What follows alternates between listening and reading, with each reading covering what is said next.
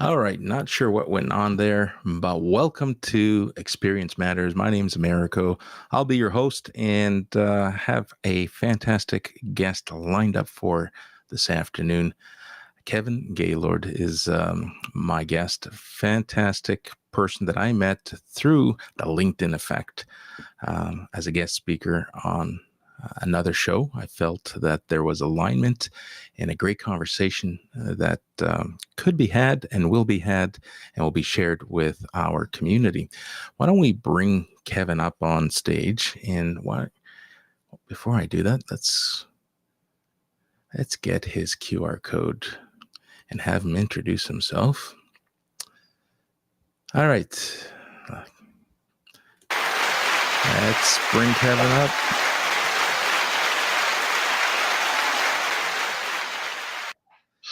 Kevin, how you doing?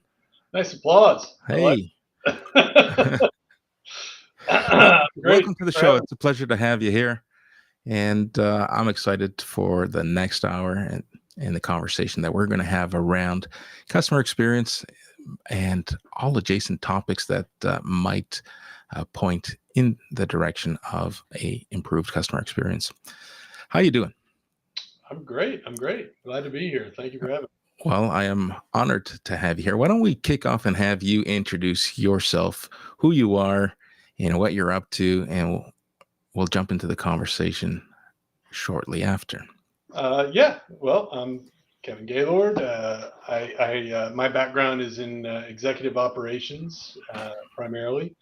I jokingly like to say that I am sort of product or service agnostic. The beauty of operations is any business has an operational arm. So I've tended to work outside of concerning myself with any particular niche. So I've been in the telecom world, the fintech world, distribution, manufacturing, which is terrifying to me, but I did it for 6 years. And even a stint a few years in retail, which is also a bit terrifying. But the concepts tend to be the same, regardless of the industry or the service of the product. I tend to believe that what we do, if I was going to, sort of sum everything down into one thing, what we do is we manage behaviors, and behaviors translate to output or results or KPIs, however we want to frame that. So that's what I do. Presently, I've just recently left a position. I was the president of a distribution company, and I've formed a operational consulting business, or a fractional COO, interim COO business. I literally just went live last week, so I haven't done anything yet. It's just live now. It exists, but trying to kind of figure out what I want to do next in the world, and here we are. Well, that is quite the resume. You touched on something, and I'm going to circle back to it in a moment. Actually, why don't we jump into it now? You mentioned how the customer experience, or alluded to, it is the same across industries. And listen, I'm going to agree with you. Focus on the behavior and the results take care of themselves is something that I've always adopted and adapted, regardless of what industry, what product, and what vertical I've supported in my cross-functional roles. But not everyone believes that. Not everyone buys into that ideology. And maybe a great way to kick off the conversation. And I queued up this question, and I promise this is the only question I have queued up, and we'll try to just jump into this conversation because I know exactly in my mind what I want to ask you. So we talk about elevated customer experience so often, but in today's digital landscape, elevated customer experience means different things to different leaders, means different things to different customers. What are your thoughts on what elevated customer experience looks or should look like and feel like today? Sure. So I'm a bit I'm a bit of a liberal centrist in general, so you're gonna find that I tend to have two answers to just about everything. In this case, I would say on the one side, yeah, there's commonality to the answer to the question. Um, an elevated customer experience, if I was going to again slim it down to a statement, is that you listen, right? You're actually listening to the needs of your customer, and often to kind of sidestep to what you were introducing there a little bit about why there's a difference in opinion about, is it a uniform mentality of behavior management, or is it something that's more unique to an industry or a product or service. I think that where that becomes complicated, and it's just my opinion, is ego. I think when we let ego enter, and you see this a lot with smaller businesses, founder related run businesses, where there's this, I know my customer better than anybody else. So there's only one way that my customer is going to be satisfied. And in no way, in my opinion, is that accurate. So one of the great things, you maybe heard this before, but I had a business mentor years ago. And she was amazing, and she, she sort of started off our stint together with the, all right, what's the golden rule, right? And the golden rule, do unto others as you'd have them do unto you. And, and she says, okay, well, what's a platinum rule? I, yeah, who knows? It could be anything. What do you think? This, do unto others as they would have done unto themselves. You play to your customer, not to yourself. You got to check ego at the door. So what? And if you've got 1,000 or 1,000,000 customers, then you have 1,000 or 1,000,000 different opportunities to make the elevated customer experience. And I think that's where, when we tie it back to managing behaviors, you have to look at your team and say, every single time we touch a customer, whether it's digitally or voice or in person, it's an opportunity to try to figure out what is that wonderful sweet spot where we can make this perfect experience. I'm a big Ken Blanchard guy. I know he's probably kind of gone, I mean, it's been so many years since he was publishing things, but he wrote a wonderful book called Raving Fans, that speaks about this exact thing, which is how do you get people to effectively sell your reputation for you? And I think that the heart and soul of that is, you have to coach the behaviors on your team to match the idea that every single time you touch a customer, that's your chance to figure out what it is that they need for that platinum experience, that they need to make them feel special and have an elevated experience. So I think that it is both. There's a uniform mentality of behavior management that just doesn't matter what industry you're in. It's always that same logic. And then there's also, obviously, then you can start getting into that secondary layer of knowing your customer. One of the coolest things I've seen is when a business, I've seen it a few times, but when a business goes in and they identify who their customer is, they give them a name, right? This is Sally. Our who's our average customer? This is Sally. She's 32 years old. She makes this much money. She, all these different things, and then says, okay, now understand Sally, so we can maximize the experience for Sally. I think that's a good baseline, especially when you have a large workforce that's going to be interacting with your customers, because it is hard if you get hundreds to thousands of employees. Obviously, it gets more complicated. So, hey, let's start with, everybody needs to know who Sally is, but then we need to coach to the behaviors that expand on that and say, every single person is a variation of Sally, and they deserve the attention that we can give them. So, sorry, I got a little soapboxy there, but Hey, soapboxy is good. It's I welcome soapboxy. Listen, before I move on and add to your response there, I just want to thank audience members who are trickling in. Welcome to the show, and this is why I love doing these so much. the LinkedIn effect and the effect that virtual events have really bring the world together. LinkedIn has a community of over 1 billion members across 200 regions worldwide. And you and I met, we're from 2 different countries. We met through the social network. I attended an event. You were guest speaking. But this is how the LinkedIn effect helps positively. It creates that like, know, and trust. During this event, I was listening. I was observing the subject matter that you were speaking of, and you were delivering a message that aligned with me, and I felt compelled to reach out. Now, when we look at this from a customer experience lens, this platform is designed to raise awareness and consideration, which is, for the most part, top of funnel activity.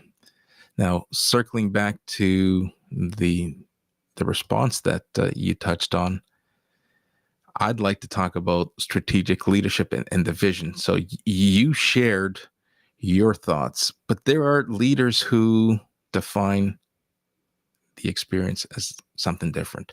You go across the boardroom and look at your C-suite, and your sales leaders are going to say, you know what, just give me more budget, more headcount. I'll get you the sales, and don't worry about it. We'll just keep the ledger on the right side, and we'll hit our bonuses. And so customer experience is really about widgets in some. Let's just bring them in. Be nice, be humble, and just be conversational, be yourself, and sell the product. And you touched on it. Some businesses, yes, we know our customer better than anyone else. Listen, you touched on small organizations. Big organizations are no different. They may articulate it differently. They may talk about it differently, but it's the same, and not in every boardroom, but it is the same philosophy that, hey, we know our customers better than anyone else. We know our competitors better than anyone else. And you might not know them as well as you think, because they're, in many cases, are outliers.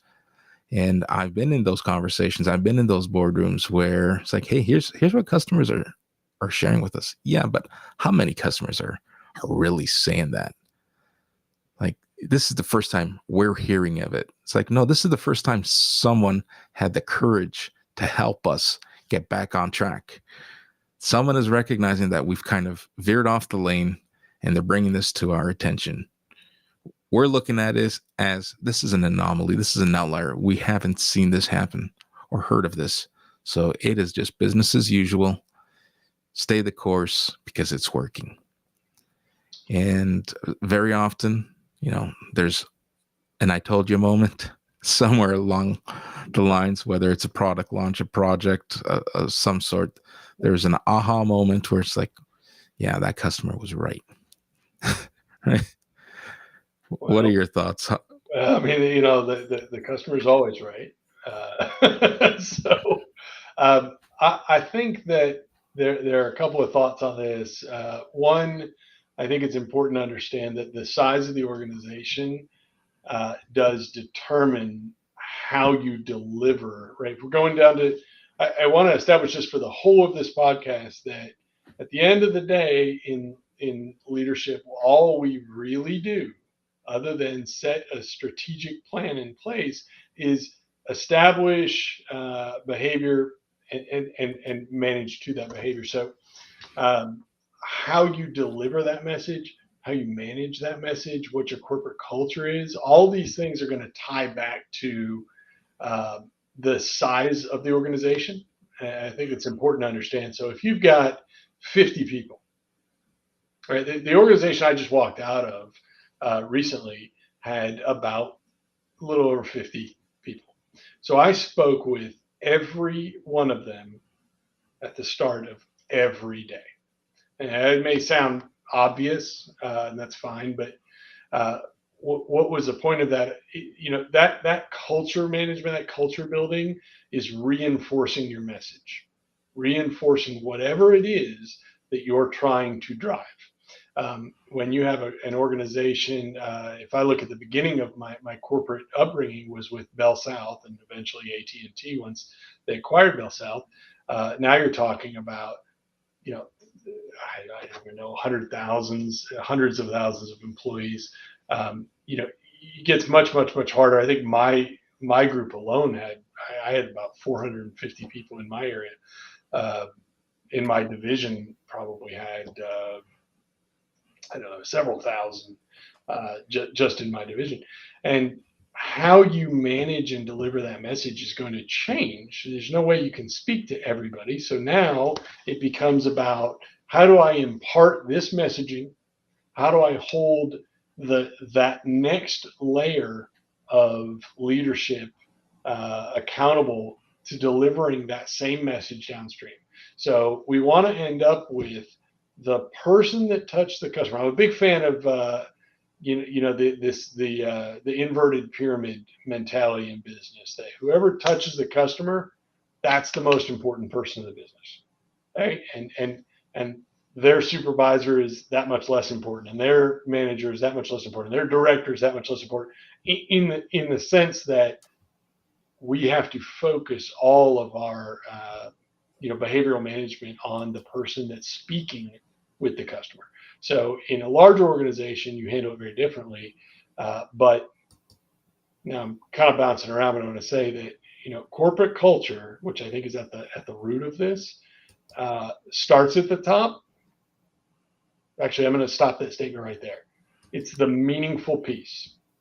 If you have at the top of your organization, if you have somebody that is absolutely committed, I mean, really through and through, not just the words, but really means it and committed to a specific corporate culture that supports the customer experience, that bleeds downstream, because they're going to manage their executive team. Their executive team's going to manage the directors, and all the way down to the people that are going to handle the customer experience.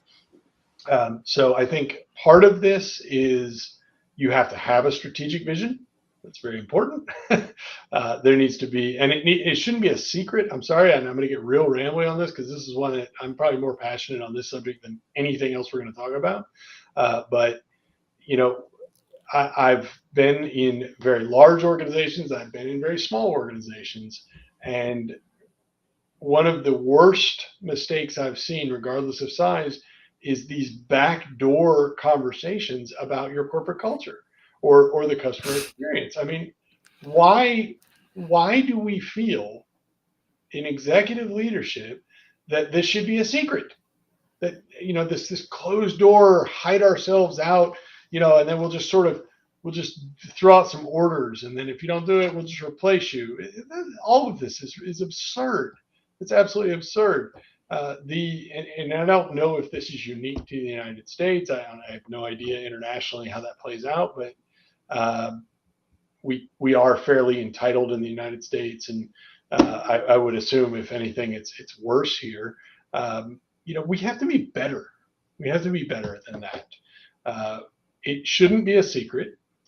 One of the things I can't stand is when we are, all right, Rachel, thank you. Sorry, I'm watching these comments.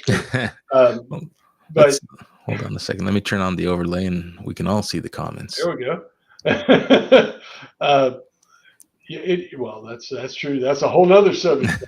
But again, I apologize for getting real rambly on this, but you should have a strategic vision, and then you shouldn't hide it.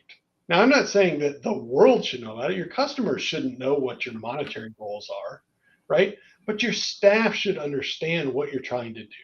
So at one point in my career, I worked for a group. It's my only meaningful experience in the private equity realm. And private equity, sort of by nature, is you're going to make a big monetary investment in the business with an expected 20% or so return inside of roughly 5 years, right?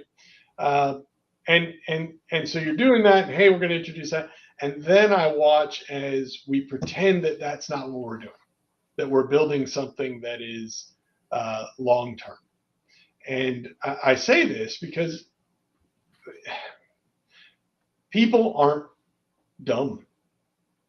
Uh, Employees aren't dumb, and we shouldn't placate them and pretend that we're not doing what we're doing. Everybody knows, right? We're here to make money. If we're just upfront about what is the goal, what is the plan, and how does everybody play into that, and then what are the behaviors that we're going to manage to meet that, none of this has to be rocket science. Absolutely. I mean, it's not. I don't think business in today's world is nearly as complex as we make it, and the mistakes that we make in business are generally a byproduct, in my opinion, of us pretending that it is more complex, of us treating it like it's this different thing. Uh, you know, throw that out. Let's keep it. Just boil it down to this basic concept of what are we trying to do? What do we need each player to do? And then what are the behaviors that support those outcomes? And let's lead to that. When we make it more complex than that, it just the whole thing gets just messy and dumb, and then we get into attrition, right? Because then it's this terrible work environment. And I'll be honest, I think we're at the I don't want to be too egotistical when I say it, but we're just about at the low water mark of leadership, at least in the United States, where we've sort of lost. I think the high water mark probably came out in the late 80s, early 90s, where we took some of the good things that happened in the from the Industrial Revolution, especially in the United States and Western Europe, and then we took the practices that came out of largely Japan and Korea from again the 80s, and these things started, right, and then you had the Ken Blanchards and Gung Ho and all that, and everything started to kind of come together, and then you introduced the idea of a board that exists in a cave. We don't have to see the customer. We don't talk to the customer. We only want a certain return. We don't want to know how we get there. We don't want to talk about it. And those things hurt any kind of long-term vision. But when you introduce a 5-year 20% return, is there really a long-term vision, right? We're trying to squeeze as much profit out inside of a 60-month period. And so I got real rambly on that one. Sorry. It's okay. I'll reel you back in. Let's welcome those who are joining us recently. Let us know where you're joining from, just so that we have a good understanding of the reach that today's conversation, at least during the live episode. Now, you touched on so many hot ticket items that listen, I think beyond the two of us, many leaders have been part of, and kind of takes me down the next, I'm going to call it a rabbit hole, right? Operational excellence and innovation. So I consider operational excellence another wishy-washy. I'm going to use that term because it means, once again, different things to different people. I've spent years in financial services, predominantly the front lines, yes, brick and mortar footprint, contact center footprint, but the contact center leaders, when it comes to operational excellence, some leaders will say a good customer experience is how fast can you get that customer in and out. And we all know how fast works sometimes. Fast is not the best friend when it comes to a good solution or a good experience. Getting someone in, people start to gamify. Hey, I'm being measured on speed, how quickly I can get a customer in the door and out the door. No problem. Then you run into having to attend to that customer when they call back. Hey, you messed something up. You didn't get something done. And it just becomes part of the whole ecosystem and part of the problem, opposed to part of the solution. it is just a dog's breakfast in some ecosystems. And some of that stems from the leadership and the culture that is created. You talk about, a top down, experience, the ideology, the philosophy, it needs to start from the top. But when it's distorted from the top and we hear a popular word. I remember in the 90s, it used to be synergy, and there's always these cliches and these catchphrases. What have you been hearing recently? I've been hearing clarity. Clarity. Everyone's talking about clarity, and the customer's at the center of what we do. But are they really? They're at the center of what you do, provided that they fit. There's that square peg and round hole. Customer experience means X, provided that we follow this workflow. And the workflow becomes more focused on the organization and less on the customer. So, yeah, you've kind of put together the perfect pairing of bullet points or topics to discuss. And this one alone, like several of the others, I think I could spend way too much time talking about. But I think I want to just share a story. This is one of my favorite things. So about 9-10 years ago, I joined an organization that was in the fintech space, and had a TPA. So we had a contact center and an execution of contracts for a 5-year tail. And anyway, it's a long story. But when I joined the organization, I did what operational leadership does, and I did a full evaluation. I said, "Oh, look, here's all these different things that need to be addressed." And one of them, and really the center, was that we didn't have an effective CRM solution. And I don't mean that from the sales side. I mean that from the customer experience side. Okay, so there were claims sort of in the insurance space that need to be managed, and you really have a lot of data, a lot of information, and a lot of people managing these data points and these experiences. So I say this because once I evaluated, well, look, we don't have a good solution, so I did a marketplace analysis. There wasn't a good solution for this niche, and I really tried, because it would be a lot easier to buy a solution than to create one. But in the end, there just wasn't anything that I loved. So I found a couple of us on the executive team found a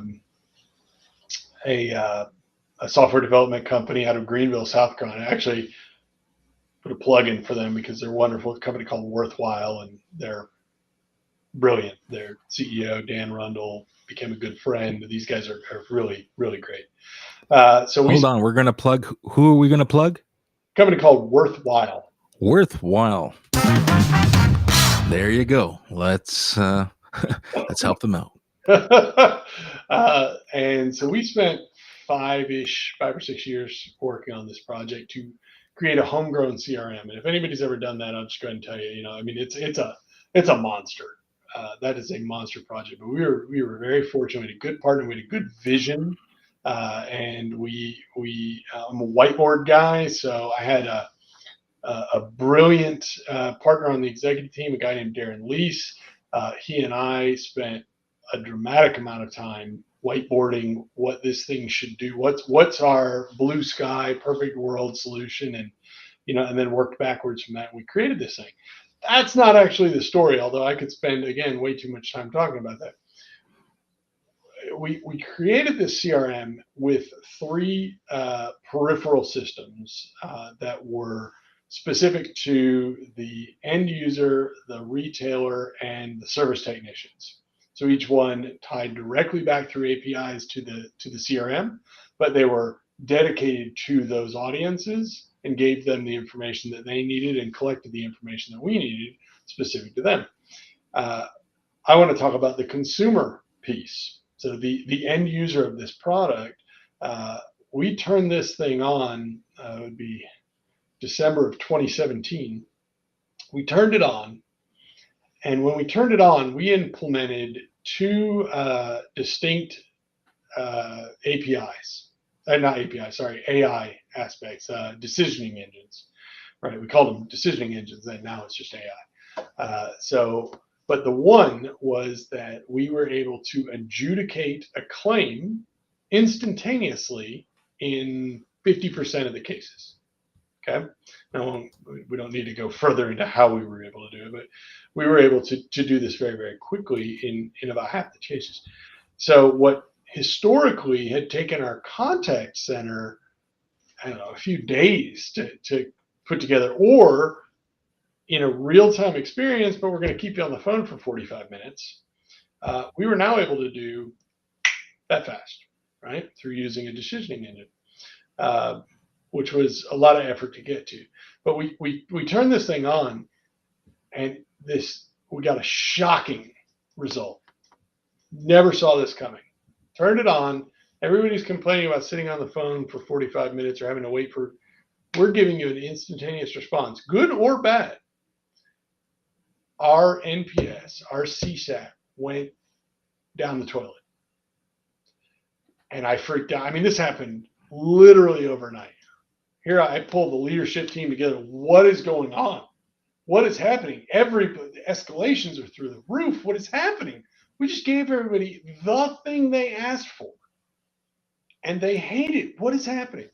So I had another, just a wonderful, wonderful, wonderful operational leader named Megan Wood, and she and I sat down. We spent, I can't even tell you. Let's just call it a long weekend, just putting our heads together, saying what is happening. And we finally made a hypothesis, and that was, what if people want to, and it sounds funny to say this all these years later, but what if people want to feel like a human is actually looking at their stuff versus a computer doing it? So we said, well, we're just going to try this. Let's build a 24-hour lag. In spite of all this, we just spent the last couple of years making this thing fast. Let's build in 24 hours and just see what happens. So we spent, let's say, 2 weeks running it that way, running it slow, purposely, putting weights on this thing to slow it down. And everybody, I mean, it went the other direction. So our CSAT results didn't just come back, they improved over what they were before. So we're just like, what is happening?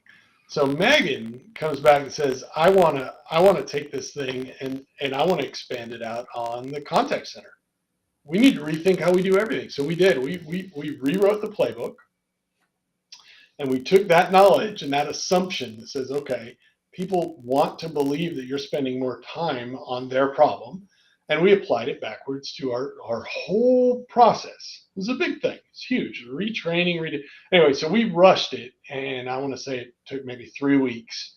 We got training out. We changed everything, changed the IVR flows, everything. And I got to tell you, it took no time at all. And all of a sudden, we were we were the best player in the industry. I mean, it was insane. We had no idea. So this is one of these moments where we said we have to be willing to abandon our assumptions and take what we're actually seeing and run with it and see what happens, right? Which is also the beauty of being an agile business, which is a whole other conversation. You know, when you get too big, it's hard to turn on a dime. And Right. But we were able to say, hey, let's just try it. Let's see what happens. And the result was phenomenal. So we ended up changing the way we did business entirely. We submitted these findings over. Are you familiar with the Stevie Awards? The Stevie Awards? No, share a little bit. Well, Stevie Awards are basically, it's like the Oscars for customer service, right? So we submitted our results over to them, And over the course of 2 years, we ended up winning three Stevie Awards of varying. There's different levels, but we won three different honors from them as a result of this. And the biggest of those was for innovation in customer service, which was a direct result of what I just described. I should also point out that this young lady that did all these wonderful things, Megan Wood, ended up winning runner up for contact center leader of the year. And Oh, that's wow. a big deal. That's like I was second place on getting, the best actress Oscar or whatever the biggest thing is. So it was very cool. But the point is not subscribing to, well, this is the way we've always done Oh, if I had a it. dollar for every time I've heard that. It's not, this is how we've always done it. But innovation, you touched on something that is key. Innovation, many times, is trial and error. Right? You got to be willing to try it and not just talk about manifesting this idea and then doing nothing with it. Another thing that you touched on, and I'd love to add uh, to the conversation around, you know, you built something in response to customer sentiment and customer feedback, but I didn't hear, and often we don't hear many organizations and many leadership and project teams saying, all right, we're going to build XYZ solution to solve this particular customer problem. But we're building it as we envision it ourselves. Here's how we envision fixing this problem without, really understanding the problem. The problem has been defined. You have come up with a solution, and at no point do the two come together and say, yeah, that's not what we're talking about. So, Remember the days where focus groups meant something? oh, again, that's like a whole nother show. That's the excuse me, the idea of the business case or the anticipated ROI defines everything. And I often, over the last 20 years, have argued you, this mentality of short-term gains, right? We need to be, 6 months is up. You haven't turned it around. Sorry. Like, are we in business? And this is my problem. This is why I get whiny about private equity is, well, I get it. I'll say this private equity, that 5-year window we talked about. Okay. So you understand what you're in. So there's no reason to worry about what happens in year 6 or 7 or 8 or 10. But in the other business, in any other business, you should be worrying about what happens in year 10 because year 10 is going to be here in a minute. We're not selling the business in 60 months. So, if that's not the plan, what do you have to do? When I worked for, I want to say this, when I worked for Bell South, of course, hasn't existed for, I don't know, 18, 19 years now. When I worked for them, I got, due to the nature of my position, I got to sit down with the president of the state of South Carolina business and a variety of leaders in the organization. And we went through the annual plan. And it was the only time I think, well, once or twice I did this, but they sat down and they said, okay, this blew my mind. It's the only time I've ever seen this in business. Here's where we think we'll be technologically, because ultimately it's a technology company, telecommunications technology. Here's where we think we'll be in 20 years. 20 years in technology. I mean, it's like a million years. Here's where we think we'll be based on, real, they're not just making stuff. Right? Here's where we think we'll be. So in order to support that guess, here's where we should be in 10 years. And in order to support that, here's where we must be in 5 years. And now here's our 5-year plan. I've never seen another business do this. Is an absolutely phenomenally brilliant thing. And I want to say this: when I sat in that meeting, the 20-year outlook was, at that time they called it IPTV. It was Netflix before there was a Netflix. These guys sat down and said, we think streaming everything. If you can think of an episode of Cheers that you want to watch, you should be able to see it instantaneously. That was their 20-year plan 20 years ago. So, I mean, these guys got pretty darn close to the bullseye. That But it was worked good. Yeah. together. We went out and said, okay, well, if we're going to do this at 10 years as a telecommunications company, at 10 years, we have to have, I want to say it was 80% of our customer base has to be, we have to have fiber run within X number of feet of 80% of our customer base. Right? So then they said, well, if we're going to do that, and they backed it down to, what steps do we have to take in the next year, and what do we have to take the year after that? I mean, it was fascinating, absolutely fascinating. And then ultimately, AT&T bought them. I don't know what AT&T did. I spent about a year with AT&T and decided not to hang out any longer with those guys. But having a long-term vision and working your way backwards is a brilliant thing. So anyway, sorry, go ahead. So let's talk. We got some great comments shared by Lady Drew, who adds, I'll read one of them here. Never allow fear to stop you. Always learn everything with updated information. And I think that circles back to our previous topic that we were talking about. Make changes based on informed decisions based on all the information.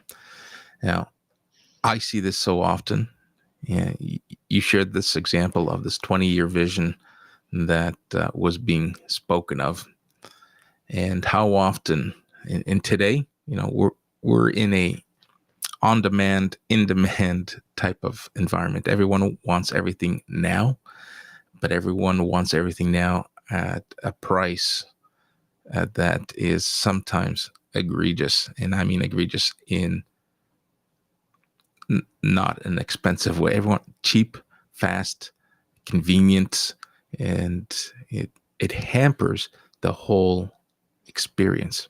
And I see this, and well, I'm not going to call or point fingers at any one of my community members, but if I look at the SaaS, the software as a service, and all these solutions, all feeding into the B2B space, trying to get a little bit of that footprint and a little bit of that budget, and promising all this, improved experience, this improved analytics, improved everything that your customers are going to love, and they're going to trust you better. And I can go on for hours talking about this, but where I see things falling short, we're selling solutions just to get a deal signed, and turn could be a whole other conversation, a whole other show.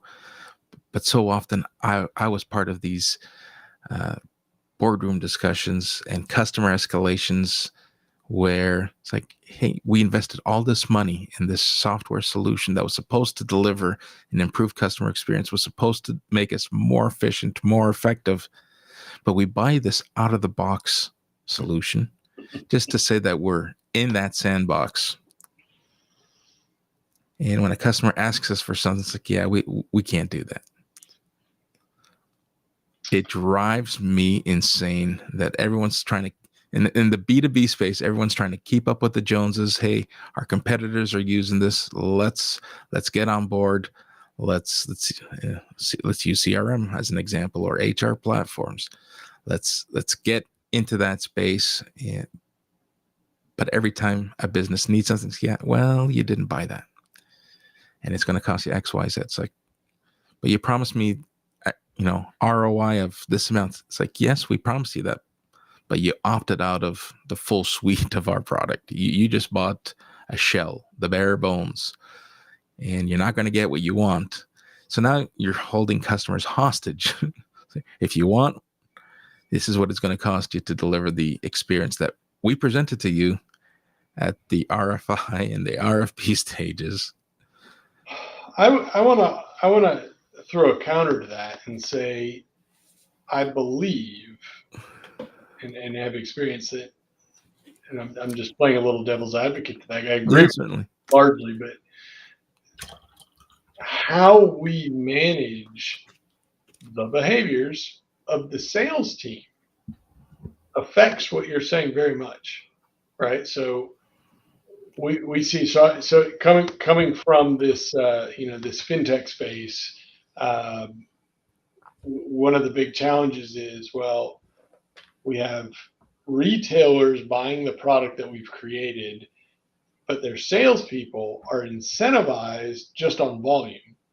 So they're going out and they're going to sell it any way they can. They're going to say anything under the sun because we haven't incentivized them on long-term experience or retention or anything else. We've just said sell it. So we've created an environment in which they're not going to explain, here are the options. So again, this is just playing devil's advocate, Yep. right? So yeah, there's, let's say it's a good, better, best, a portfolio of options for the consumer, and you've got a sales staff that says, listen, just sell the better. Sell the better. We're gonna here you get a couple bucks for every time you sell the better. So they're not gonna even waste their time explaining. They're just gonna say, listen, this is what you need, because that's how we built the environment in which they're going to push this product. And then, and I say this because I ran a TPA for the better part of a decade, and so you see the back end of this where they say, what? Nobody told me that. Nobody explained it. And yeah, sometimes they're full of it, but I believe 9 out of 10 times nobody did tell them. So I think I want to draw back to what we started this whole thing out at and say you're managing a set of behaviors. Absolutely. Absolutely. So you're going to get out what you put into it, right? That's the bottom line. And the sales team and their leaders will support and defend. They're doing exactly what we want them to do. It is now the onboarding team to make sure that those customers are onboarded smoothly, seamlessly. And then it's up to the customer service and the retention team to make sure that they keep those customers from churning. Sales has done its job. It is now. Right. So hold those things separately and say, okay, here you have the sales side, and here you have this retention side or customer service side. I love that we're saying, and these two things have an entirely different set of motivators. We're an entirely different leadership team. We're not going to have any crossover, which means these two are working in opposite directions, right? It's like two positive magnets. Just they can't come together. I'm going to sell it any way I can. I'm going to retain it any way I can. This group is talking bad about this group. This group's talking bad about this group. All those things, right? What I want to point out is, and I'm looking at the screen and seeing myself do this, what's at the center? The executive. It starts at the top. If this isn't working, it's not the people that are doing it. It's not the frontline management team. It's probably not even 1 or 2 or 3 levels up from that. That's an executive corporate culture problem. Because if you said, hey, sales team, taking care of the customer experience is the end game. Hey, retention team, that's the end game. You don't have 2 different teams. Now you've got 2 teams working together. I've been in environments where you blend sales and service and customer success, and it's all the same person handling their own account or portfolio. It works to a certain degree, and it works better in some industries than it does in others. You talk about and you use the example of the two silos and who's at the center. And there are band-aid solutions that I cringe sometimes, because how do you solve churn and offer an improved experience? You you create a win back strategy. It's like, hey, all these customers have left now. Okay, sales team, go win them back. And they're they're all about it because they know they're going to get compensated again for bringing a customer that never should have left if things were done properly, or things were done, as designed and purposely. So, it's maybe we're kind of veering off track here, and we'll kind of circle back and reel it back in. But I'd love to hear your thoughts on what do you think the future of CX in the tech space. Things are moving just so rapidly, lightning speed.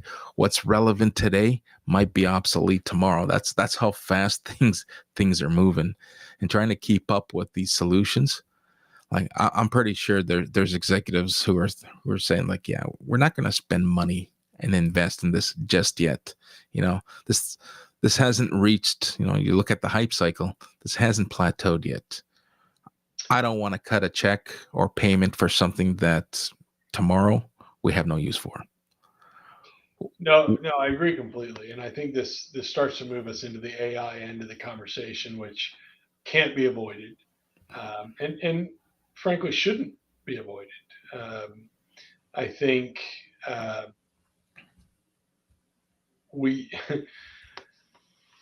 the last two organizations that I've been a part of have, at some point or another said, like, hey, we got to put AI in.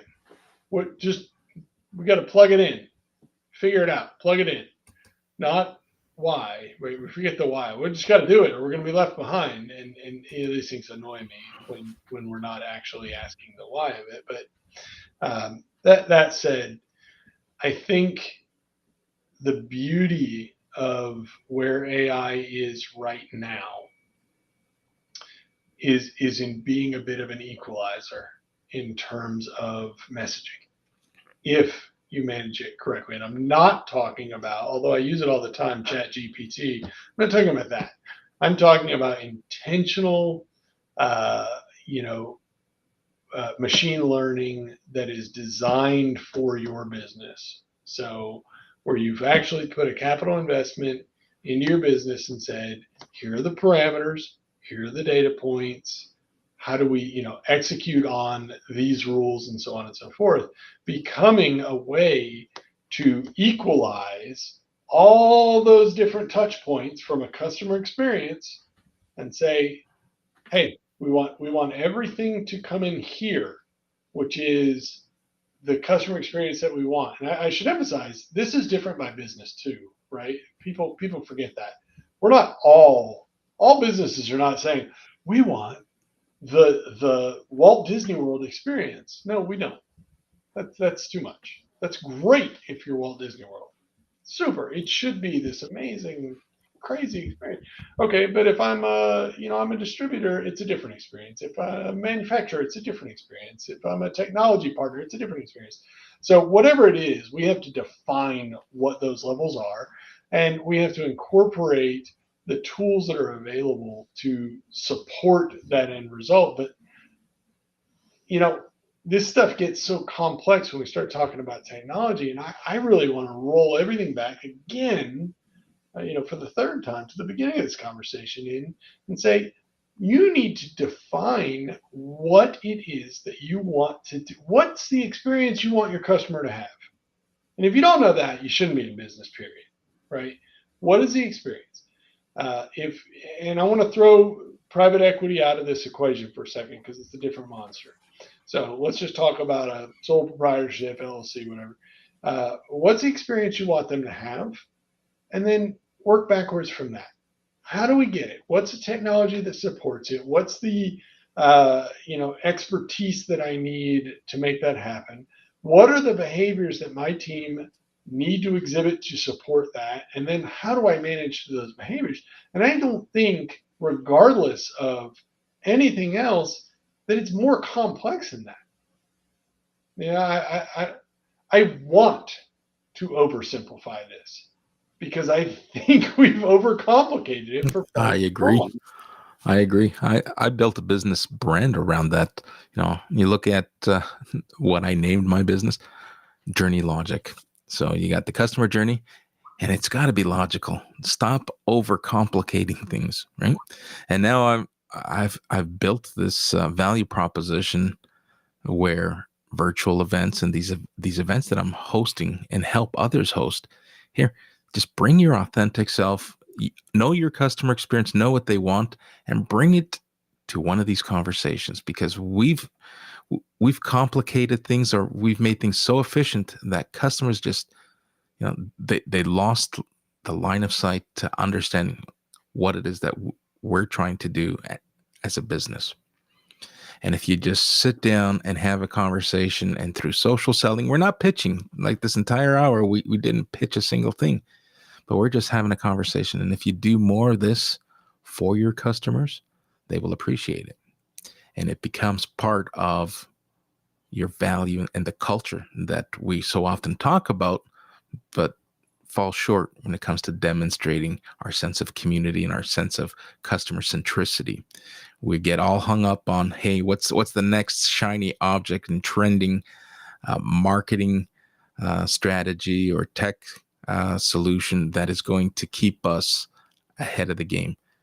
Hey, you can be ahead of the game and invest, but sometimes you gotta step back, just simplify things, and just speak to your customers. Stop putting things together that you think is going to accelerate, simplify the experience, when all your customers want is to be listened, to be heard, and for you to be transparent. And back to clarity, provide some clarity around what you're doing. Yeah, you're not going to open the cupboards and share boardroom conversations, but there's a level of transparency that I think and believe customers deserve that perhaps they're not seeing, because everyone is caught in this smoke and mirrors. Hey, we want customer enablement because it's going to improve the customer experience. But customers at the same tone, it's like, okay, now you got me doing the job of a frontline agent. You're calling it customer enablement. You're saying that it's for my benefit to improve my experience. But when I call in, or when I log in online and try to do something, complete a transaction on my own, it's glitchy, it's not smooth, it's cumbersome. And when I ask for support, there isn't any. So I think we've made a lot of progress, and progression should be celebrated. But I think we're ways away from being where we need to be. And the way to get back is to bring clarity and simplicity back to the whole journey at any touch point. I think that's a very succinct way to sort of round out this conversation. So it has been a pleasure. We are at the top of the hour, and every time I ask myself, am I able to fill an hour? I'm always able to fill an hour. Will people listen? Listen, the magic really happens not just on the live, but I say the magic happens after we shut this conversation down. People come, they visit, they engage, and I'm looking forward to comments and engagement from those who listened to this episode on Team Replay, those who have joined us on Team Live. Thank you for sticking around. Thanks for being part of the conversation. Kevin, it has been an absolute pleasure. I can tell, as anyone listening, how passionate you are about the subject matter that we've discussed. I know it's not everyone's cup of tea, but hey, we are tackling things that are important to us, that are important to customers, and I know that our conversation is driving value to someone's community, and that is the purpose of today's conversation, is to really open doors, open the dialogue, and have anyone who wants to continue this be able to reach out to Kevin or myself to continue this conversation. I'm going to bring your QR code back up. So why don't we share, or why don't I have you share, how can people get a hold of you if they want to connect, learn more, or perhaps even work with you? Yeah, all of that would be great. And I'm very active and present on LinkedIn. So if you look me up on LinkedIn, I'm pretty easy to find. Also, the the consultative services that I've talked about earlier are our presence, which is opssherpa.net. Um, and I love to connect with any and everyone that's listening. This would be great. Fantastic. So if you're not connected or following Kevin, do so. And those who are not following myself, if you don't reach out and you've attended or engaged in the comments, be assured that I will reach out and say hello and connect or give you a follow. So uh, thank you very much once again for watching, for attending and participating. I'm going to shut the room down and bid everyone a great rest of your day, wherever your day might find you. Um, Cue up some music, and bye for now. Thank you.